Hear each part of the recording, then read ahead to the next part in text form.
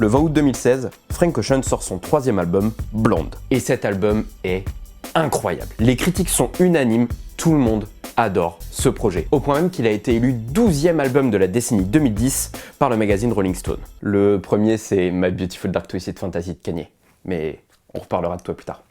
Bref, en plus d'avoir été très bien accueilli par la critique, cet album qui raconte une histoire d'amour compliquée a aussi été extrêmement bien accueilli par les fans. Aujourd'hui, Blonde est devenu l'album officiel de toutes les peines de cœur. Enfin, moi je dis ça, j'en sais pas grand chose, puisque pour avoir des peines de cœur, faudrait déjà être en couple. Mais on n'est pas là pour parler de ça, ni du coup de génie musical de Frank, on est là pour parler de son coup de génie financier. Car Frank a réussi à détourner toutes les recettes de son album qui devait aller vers son label Def Jam pour qu'elles partent directement dans sa poche. Comment est-ce qu'il a réussi ça? C'est ce qu'on va voir aujourd'hui. Salut à tous, c'est Antoine et bienvenue dans ce troisième épisode de Mainstream.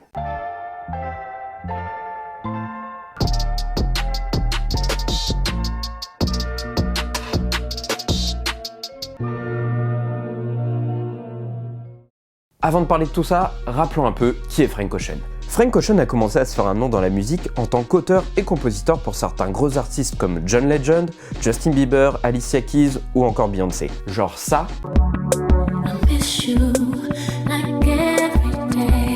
c'est Frank Ocean. Ça,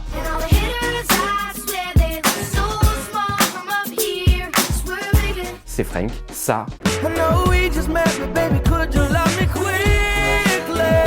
ou encore ça.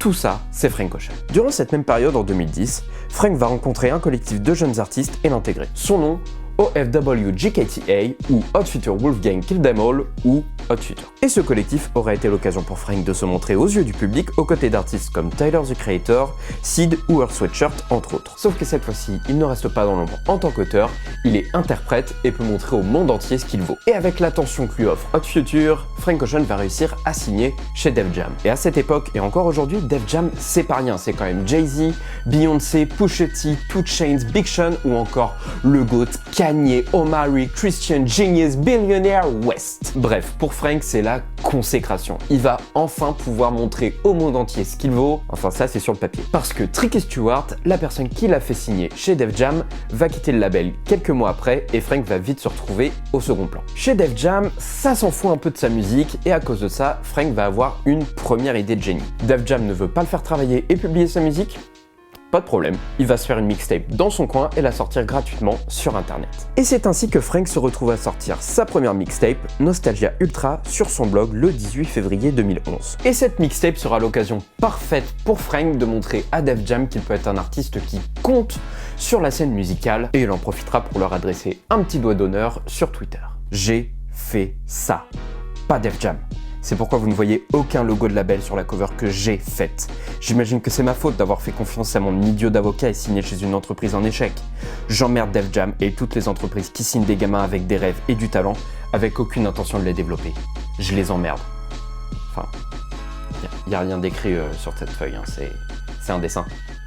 Là, c'est Jean Castex. Bonsoir Samuel. Après ça, Def Jam vont comprendre qu'ils ont fait une connerie en mettant de côté ce mec plein de potentiel et ils vont lui proposer de faire un album. Sa réponse, je veux $1 million et une totale liberté créative ou rien. Le label accepte et petit à petit leur relation va s'améliorer au point que Frank va participer à plusieurs projets du label dont Watch the Throne de Jay-Z et Kanye West dans lequel il apparaîtra sur 2 sons, Made in America et No Church in the World qui est sans conteste le meilleur son de l'album. Finalement, le 10 juillet 2012, Frank sort son album Channel Orange et il confirme tous les espoirs que les gens avaient en lui. Il va d'ailleurs remporter le Grammy du meilleur album urbain contemporain et est nominé pour l'album de l'année qui sera finalement remporté par Babel de Mumford & Sons. Vous inquiétez pas, je sais pas qui c'est non plus. D'ailleurs, il fera même un live durant cette cérémonie où il apparaîtra avec un bandage sur le doigt et c'est parce que quelques semaines avant, Frank Ocean a eu l'occasion de se faire péter la gueule par Chris Brown. D'ailleurs, on peut voir que ce connard de Chris est ravi de voir Frank aller chercher son Grammy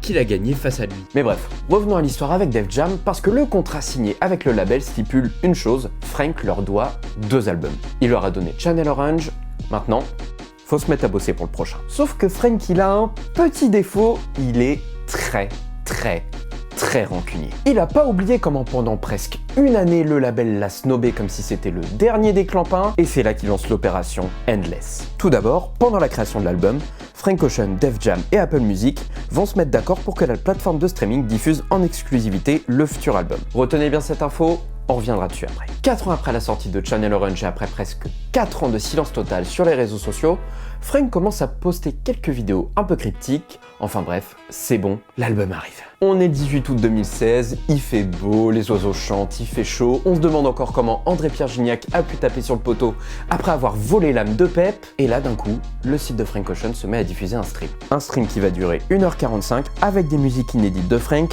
et des images de lui en train de construire un escalier. Et il se trouve que tout cela était la vidéo d'annonce pour la sortie de Endless, son nouvel album qui est disponible dans la foulée sur Apple Music. Sauf qu'Endless, c'est pas un album classique, c'est un album visuel. C'est-à-dire que si vous allez sur Apple Music, vous ne trouverez pas un album avec une quinzaine de pistes, vous trouverez une vidéo de 45 minutes où les chansons sont tout simplement la bande son. Et cette vidéo de 45 minutes, c'est un condensé de ce fameux stream qu'on a eu où Frank construit son escalier. Donc déjà, première petite douille pour Def Jam parce qu'un album visuel, tu peux pas te dire « Ah tiens, j'aime bien cette chanson, je vais la mettre dans ma playlist ». Bah non, tu peux pas parce que tu es obligé de te taper une vidéo de 45 minutes et donc ça fait beaucoup moins d'écoute et beaucoup moins d'argent pour le label. Et vu que Frank avait demandé une totale liberté créative que Def Jam avait accepté, ils ont pas pu refuser de sortir l'album de cette façon. La bonne nouvelle, c'est qu'avec la sortie de cet album, Frank Ocean est enfin libéré de son contrat de merde avec Def Jam. Bon, après ça, on se dit on va peut-être attendre quelques mois, voire quelques années pour que Frank puisse sortir son premier album en indépendant.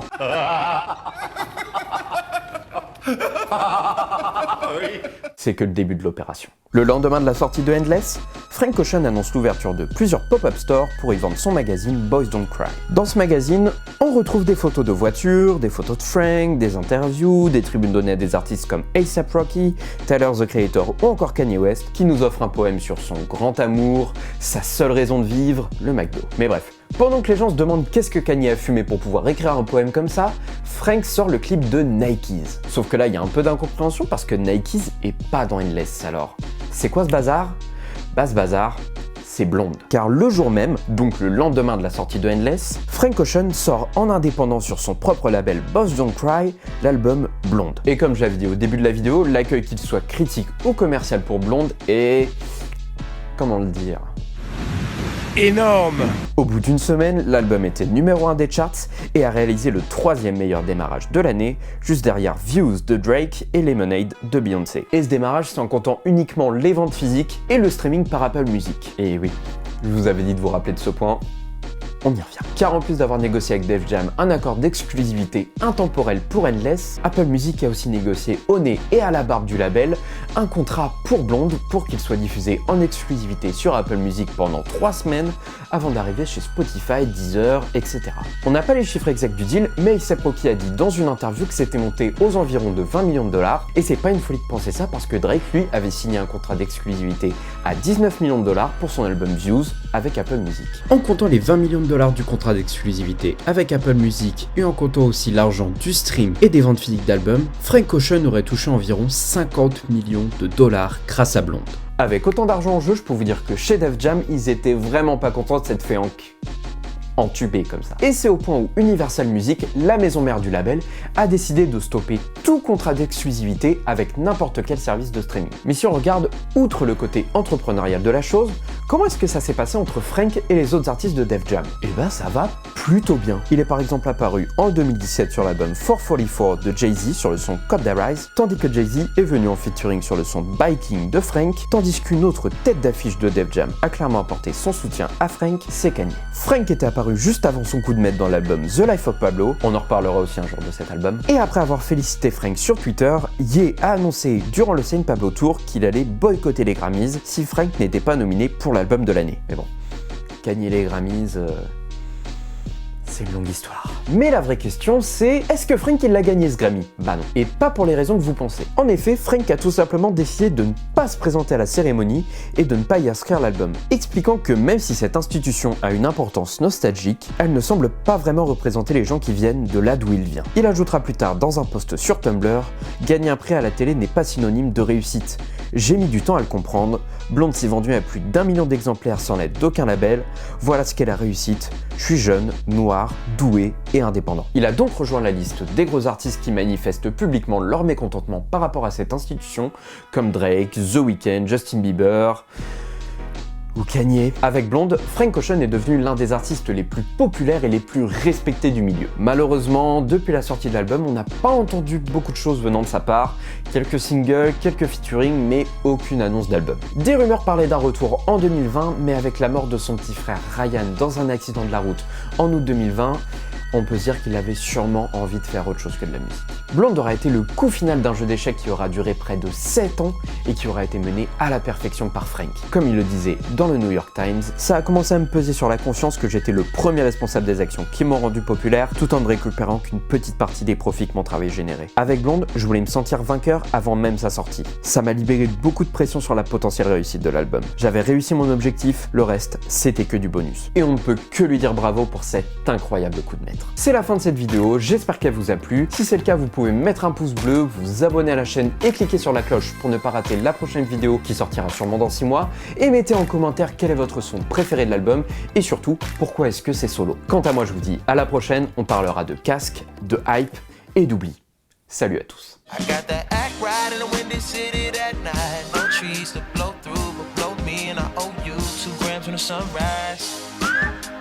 Smoking good, rolling solo, solo, solo, solo.